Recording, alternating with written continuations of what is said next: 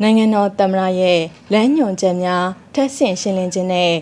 ဟိုတယ်ခီးသွွာလာရေးနဲ့ယဉ်ကျေးမှုဝန်ကြီးဌာနမှဝန်ထမ်းများအားတွဲဆောင်ပွဲခန္ဓာကိုဒီကနေ့နှစ်ပိုင်းနဲ့မွန်းလယ်ပိုင်းတို့မှာဝန်ကြီးဌာန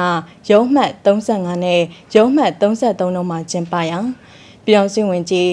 ဦးမောင်မြင့်တက်ရောက်ပြီးရှင်းလင်းပြောကြားပါတယ်။တွဲဆောင်စဉ်ပြည်အောင်စုဝန်ကြီးကအမှားစကားပြောကြားရမှာနိုင်ငံတော်အစိုးရအနေဖြင့်ပြည်ñအေဂျင့်ရေးပညာရေးကျန်းမာရေးပို့ဆောင်ရေးစိုက်ပျိုးမှုမျိုးနဲ့ပြည်သူလူထုရဲ့လူမှုစီးပွားဘဝဖွံ့ဖြိုးတိုးတက်ရေးအတွက်ရပ်ပေါင်း100အတွင်းကဏ္ဍပေါင်းစုံမှအကောင့်ထည့်ဖို့ဆောင်ရွက်သွားမှာဖြစ်ရာမိမိတို့ဝန်ကြီးဌာနရှိဝန်ထမ်းများအနေနဲ့လည်းကြားရအခမ်းကဏ္ဍမှာလုပ်ငန်းများအောင်မြင်အောင်ဝိုင်းဝန်းစ조사ဆောင်ရွက်သွားရန်လိုအပ်ပါကြောင်းနိုင်ငံတော်အစိုးရအနေနဲ့လည်းယဉ်ကျေးမှုကိုအခြေခံပြီးခီးသွွားလုပ်ငန်းများဖွံ့ဖြိုးတိုးတက်လာအောင်ဆောင်ရွက်နိုင်ရန်ရွေးပြီးဟိုတယ်ခီးသွွားလာရေးနဲ့ယဉ်ကျေးမှုဝန်ကြီးဌာနကိုပေါင်းဆက်ဖွဲ့စည်းပေးခဲ့ခြင်းဖြစ်ပါကြောင်း